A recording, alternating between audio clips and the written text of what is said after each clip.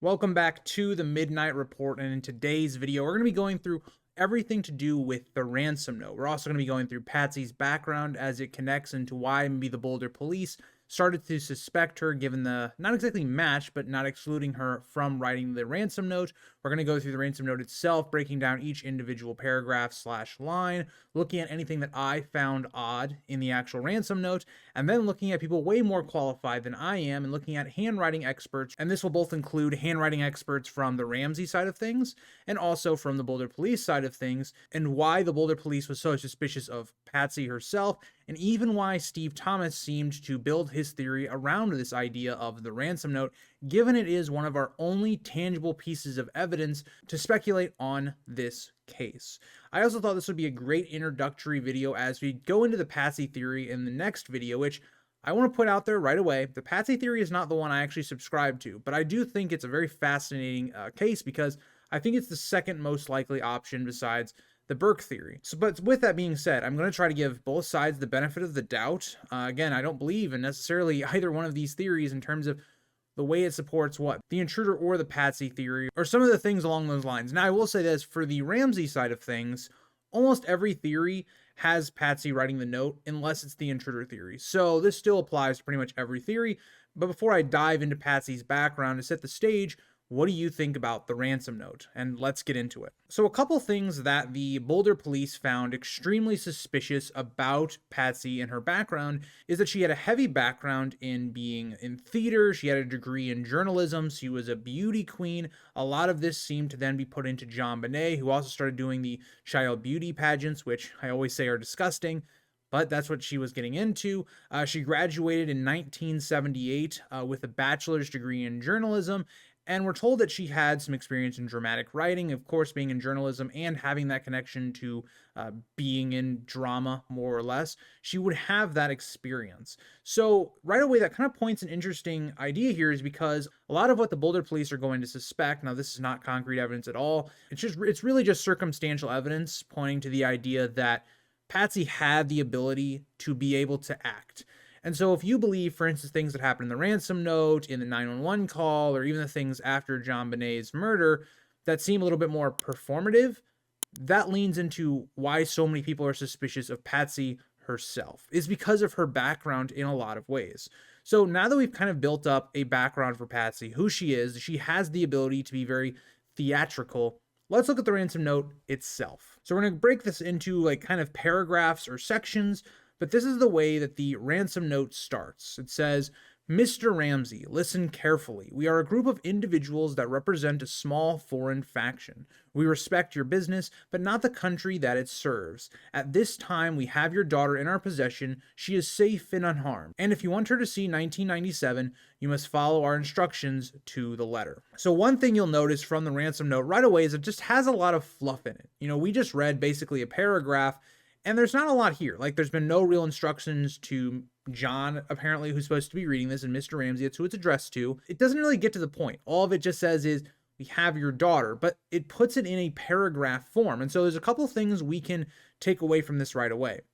It kind of feels very theatrical. And even if you believe this is an intruder, if you believe this is Patsy, this note clearly is not a professional ransom note whatsoever. It's very theatrical. It seems to be misleading. So whether this is an intruder trying to mislead the police, even because they know that they murdered JonBenet, or maybe they had this letter written before and then something went wrong, either way, it's to misdirect the police. Either way you look at it. And so when you have things like, for instance, it says a small foreign faction. If you're trying to intimidate someone else, you're not going to use that phrasing of a small foreign faction. That just seems like a really weird phrasing, because you're making yourself look weaker, which is definitely not something you want to do in a ransom note. We then also have this little thing where it says, "We respect your business."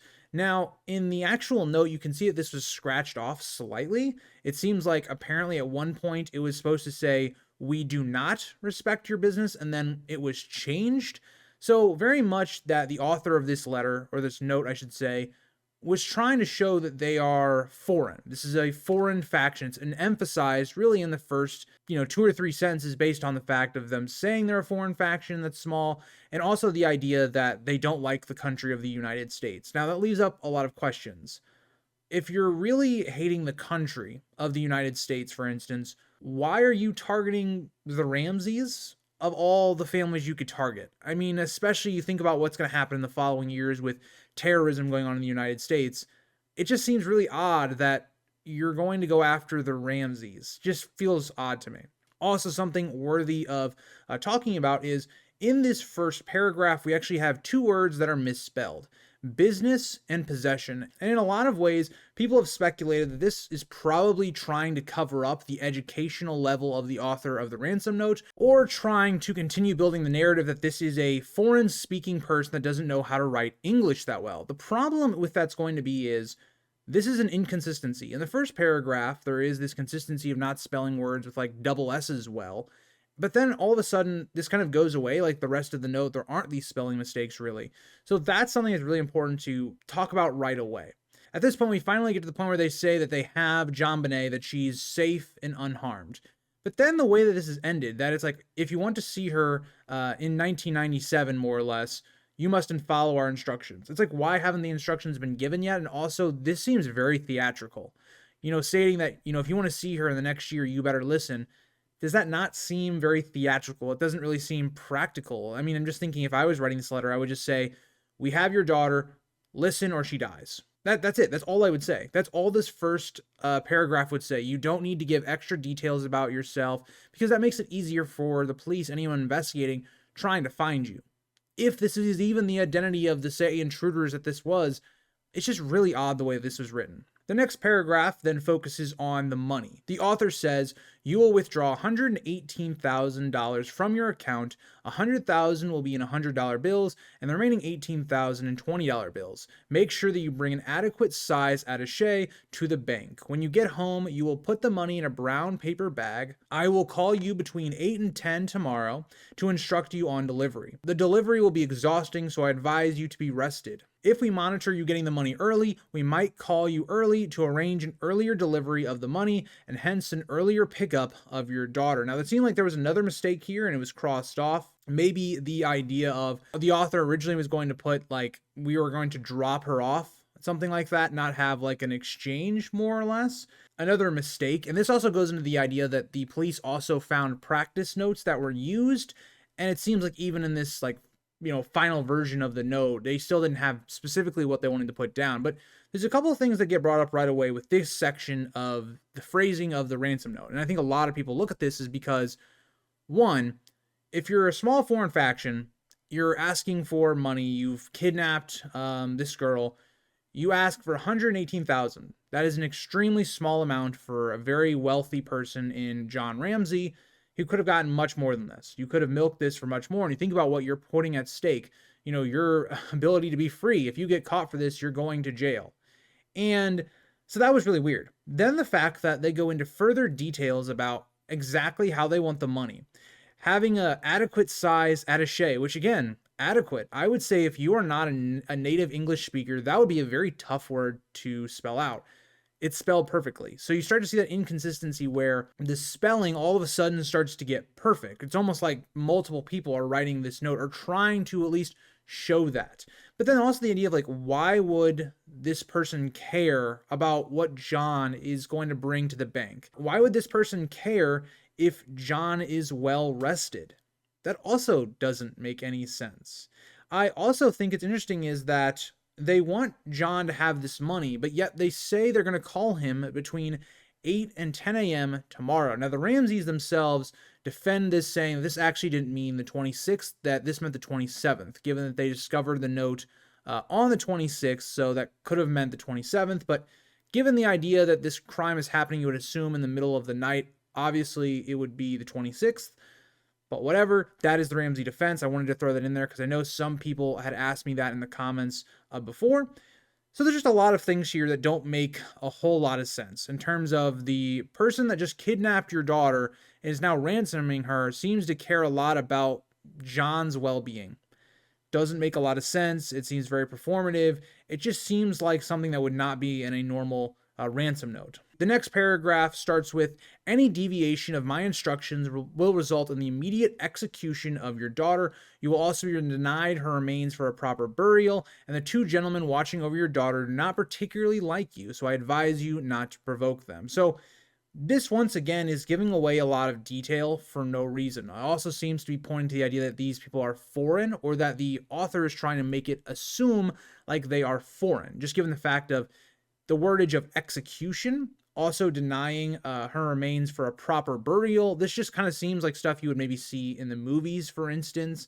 And that's the way I've read this portion. I think this is all fluff. This whole paragraph to me is fluff, is not needed. The only thing that needs to be said here is, if you don't listen to what we have to say, she'll die. And the next paragraph is almost completely basically saying that, but saying it in a lot of words.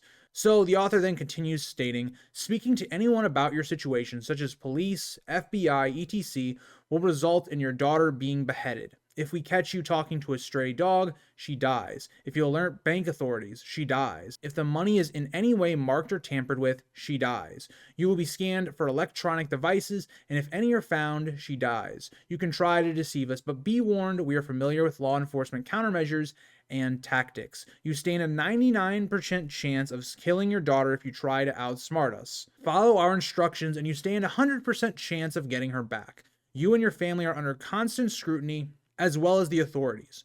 Don't try to grow a brain, John. You are not the only fat cat around, so don't think that killing will be difficult. Don't underestimate us, John. Use that good southern common sense of yours. It's up to you now, John. Victory, SBTC.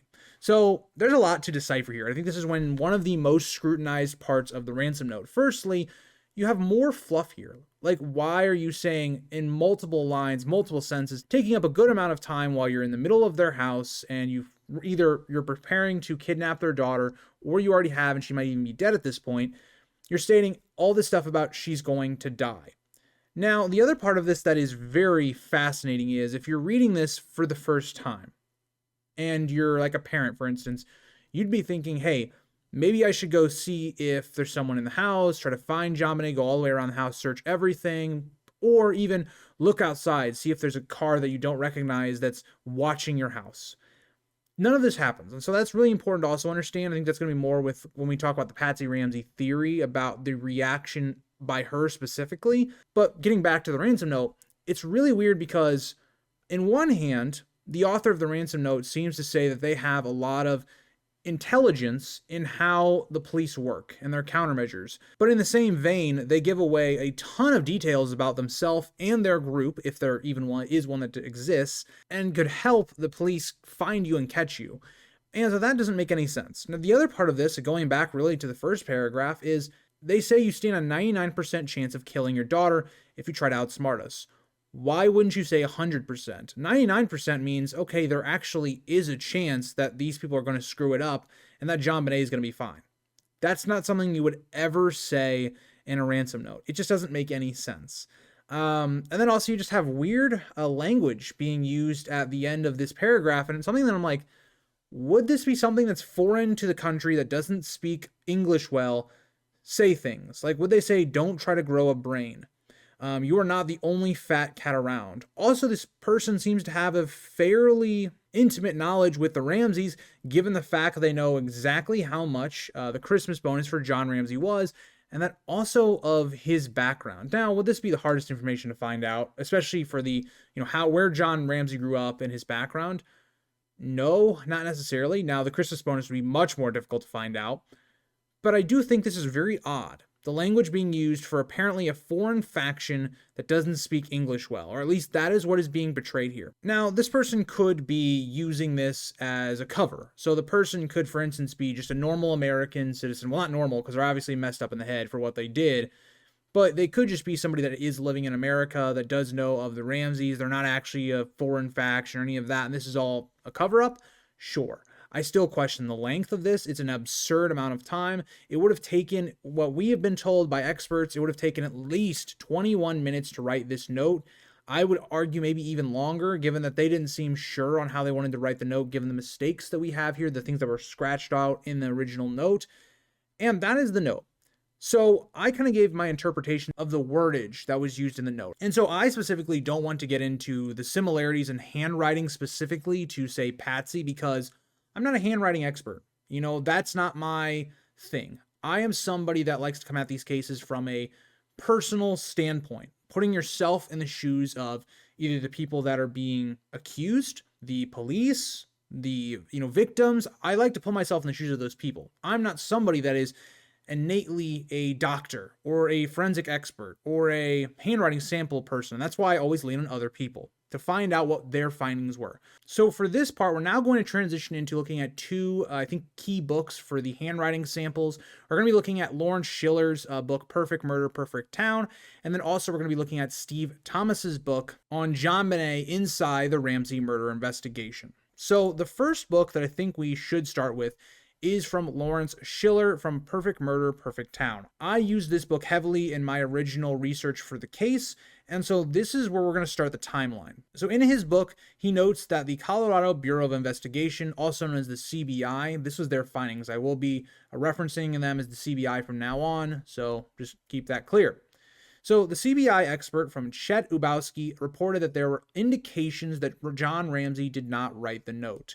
However, he also found indications pointing towards Patsy Ramsey as the possible author. Now, this does not mean that he guaranteed believed this was a full match, that she was the one that wrote the ransom note, but there were enough indications in his mind that pointed to her. After reviewing multiple handwriting samples from Patsy, the CBI concluded that Patsy could not be eliminated as the writer and that John and Burke could be eliminated. There were no matches or indications that seemed to be found, but for Patsy herself, there were indications. And going even further, in fact, among every person that was ever tested for handwriting, Patsy was the only individual who could neither be ruled out nor confirmed. And this is the very suspicious point of this, because it would be way different if, say, a couple other people that were involved. They did a number of handwriting samples from anyone that the Ramseys pointed out as possible suspects.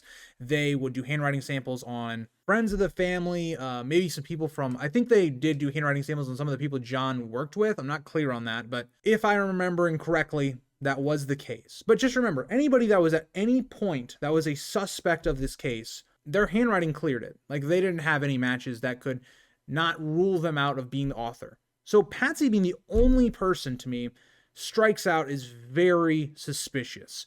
Because, yes, that's not indicative to say that she did write it, but the fact that she's the only one that can't be ruled out. Like, a lot of people have seemed to now start pointing out in my comments that it could possibly be Linda Hoffman Pugh, and then possibly, I don't remember if it's her husband or her boyfriend, could have been responsible for the death of JonBenet because they had a key and all that kind of stuff. But both of them were cleared relatively early on in the investigation. One of the things that helped clear them is they just clearly did not match the handwriting samples and were cleared from that. They were cleared from DNA, and they were cleared from just what they knew about the case and their stories around that night. And so when you have this part of it where it's like, okay, now it limits down the possible suspects. It's either Patsy, who wrote the note, or it's somebody outside of the circle of the Ramseys or the people that were suspected of writing the note. So that's really important to understand. Now, Schiller, in the next section of my notes, he notes that the Ramseys hired several high-profile handwriting experts themselves. Their conclusion did differ from what the CBI found. They identified that Patsy was not the author, but at the same time, they could not eliminate her either. Now, if you do want to look this up, I used the preview section of the book. This was found on page 242. I know I'll probably get questions about this. This is where I found this information if you'd like to verify. So the handwriting experts acknowledged that some letter-for-letter similarities were present, but they argued there were dramatic differences as well. But either way, of all of the people involved in this case, even the very people that were hired by the Ramseys and were paid by them could not eliminate Patsy as the author. Now, there's a couple of reasons as to why I think they would do this. One, I think if you're just thinking about if you're a professional and you do see that like there is a couple of similarities, you want to protect yourself, because if it does come out that the Ramseys did do it, you can always say, well, I didn't necessarily think it was Patsy, but I did see some of the similarities that were there. Because very much the way I look at the handwriting experts is they play it off as, this is just a coincidence. Like, yeah, Patsy had like a couple minor similarities, but it wasn't not nearly enough to indicate that she was the writer. But we're going to keep her just there as she possibly could have written this, albeit, however, unlikely. So that's what we've heard now from the CBI and then also the Ramseys experts themselves. So let's then move on to the grand jury testimony. So continuing on in Schiller's book, in 1998, during the grand jury hearings, the CBI expert that we already talked about in Chet Ubowski testified again. He reaffirmed Patsy could not be excluded as the writer of the ransom note, and Ubowski privately told his supervisor, "My gut tells me it was her handwriting." And this is not the only time that this will be referenced to. In both Schiller and Steve Thomas's book, they both point out the idea that they were privately told that Patsy Ramsey was more than likely the person that wrote the note, but it was not confirmed. And also, let's point out this as well, because people are going to ask about the handwriting. Handwriting as a science is not an exact science. It's something similar to like sniffer dogs. So one thing we're going to talk about in the next case with the Madeleine McCann case is that sniffer dogs can be used as a very valuable asset to confirm or deny things or to help with more concrete evidence. So for instance, sniffer dogs or handwriting samples cannot be the basis for accusing someone of being guilty. They can only be used as added things. And so when you have a case like this where the handwriting samples are really a lot of the basis for most of the evidence we have, because it's a lot of the only physical evidence that the police could recover, and a lot of that is because of how they handled the case and they didn't quarantine it off and all this other stuff. But I want you guys to remember that even if you believe Patsy wrote the note, handwriting samples are not an exact science. But that'll then get us to Steve Thomas's findings as the former Boulder police detective. Now, Steve Thomas comes at it from a different route. He will acknowledge that Patsy does seem to be the person that wrote it for all the reasons that we just talked about with Schiller's book, but he notes this as well. Before the homicide, Patsy consistently used a normal manuscript A, and even something that I picked up, and I'm not somebody that is very acute or even has the patience to do handwriting analysis, even I noticed the A's were very similar in some of the previous writing Patsy had done, and then also the Ransom note. But he also notes that after the murder, that A basically disappears from all of her new writing samples. It's almost like she saw the reaction that the Ransom note got and changed how she was writing it. That's the way Steve Thomas looks at it, that because of the Ransom note, it seemed like Patsy Ramsey started to take on a completely different font. Her writing began to change, which is extremely suspicious. Now, there could be two reasons for this. One reason is that Patsy knows there might be onto her and is trying to hide her guilt. But the other side of this is, arguing from the Ramsey side of things, is, well, if you're Patsy and you're seeing that the police are focusing on you specifically for writing the note, you might want to just protect yourself. I mean, you're not going to keep writing in your same handwriting if somebody, maybe an intruder, tried to copy your own, writing and tried to indicate you. Like, there are innocent reasons if Patsy is completely just not part of this case, had nothing to do with it. Now, as of right now, she is, deemed innocent. All the Ramsey family is, but that's kind of just showing both sides of the fence for that point that Steve Thomas brings up. Later in Steve Thomas's book, on page 152, he would also reference CBI's Ubowski, who privately told detectives that Patsy's writing was consistent with a note on 24 out of 26 of the alphabet. That is a crazy stat to think about. Of all the letters that she put on that page, almost all of them were consistent with her own handwriting. Now, it's not an exact match because it was 24 of 26, but that is a staggering number. But even further on the same page, it is also wrote that Ubowski also believed that Patsy wrote the note. So we have two instances in two different books that would say that it was likely Patsy.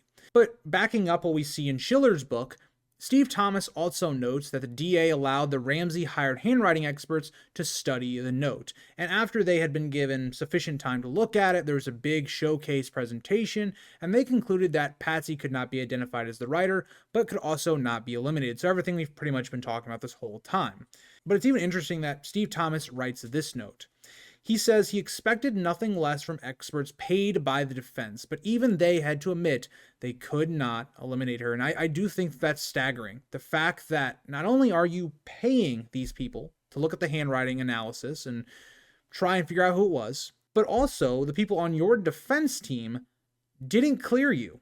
That is staggering to me, because it at least shows there is something there with Patsy. So what is the bottom line of all of this and for this video? In a lot of ways, it's to set up why so many people believe that Patsy wrote the note and why they believe the Patsy theory. For all intents and purposes, let's have a conclusion. All of the Ramseys were cleared of writing the note except for one. Patsy Ramsey was the only person who was not eliminated of everybody in this case. Everybody that was given a handwriting sample, they were cleared. Multiple experts saw similarities between her writing and the ransom note. The CBI specifically thought it was her that did it, and Patsy's handwriting patterns changed after the murder.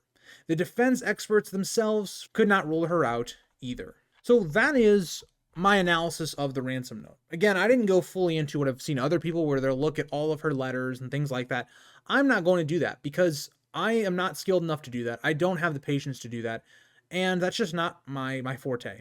And so I'm going to trust in other people that this is what they go to school for. This is what they study for. They are much more intelligent in this kind of stuff than I am.